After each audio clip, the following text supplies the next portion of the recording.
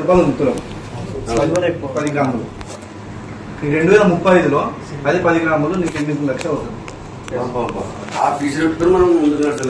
8 లక్షలు నీకు. అదే ఇప్పుడు కేజీ సిల్వర్ 1,27,000 ఉంది. 1,27,000 నీకు 2035లో నీకు అదే 80 నుంచి 90 లక్షలు అవుతుంది కేజీ. ఇది ఎవరు చెప్పారంటే మనకి పెద్ద బుక్ రైటర్ ఉంది, author rich dad poor dad అని చెప్పేసి ఒక బుక్ ఉంది. అది మీకు అది గూగుల్ ఎక్కడైనా దొరుకుతుంది, కావాలంటే చూసి చదువుకోండి.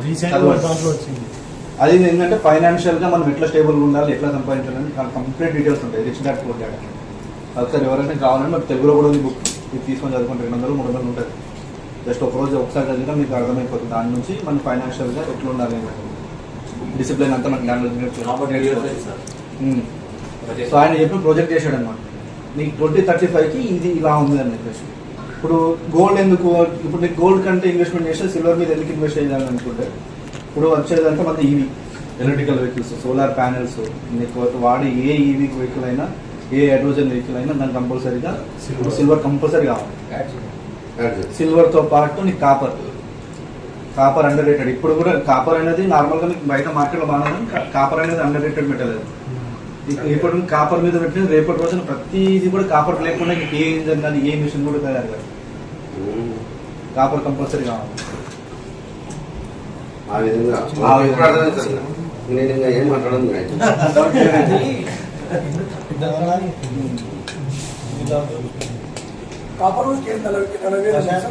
ఇప్పుడు తక్కువ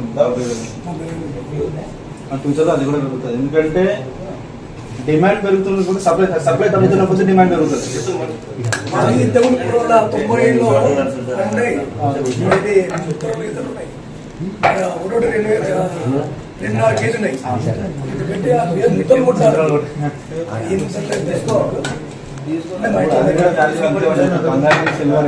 బంగారం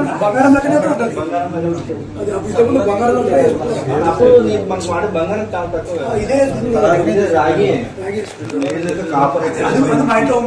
కాయిన్స్ కూడా కాపర్ కాయిన్స్ ఉండేవి. అప్పుడు కూడా కాపర్ కాయిన్స్ ఉన్నాయి. ఏదన్నా నక్షత్రాలకు వెళ్ళినప్పుడు కాలంలో కూడా కాపర్ అదే కాపర్ కాయిన్స్.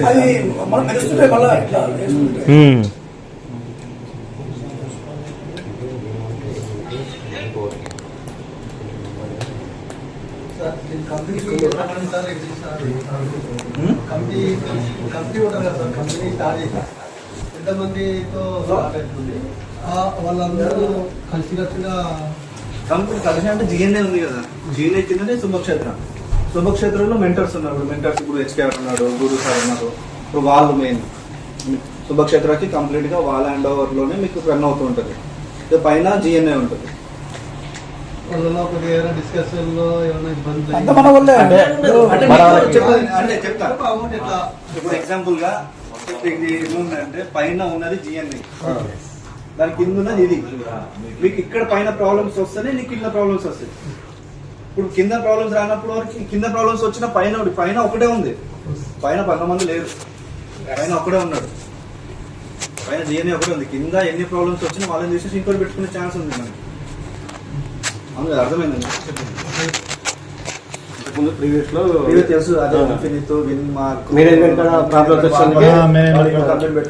నమ్ముకొని ఇటు వెళ్ళారు, ఇటు వచ్చారు, అదంతా తెలుసు.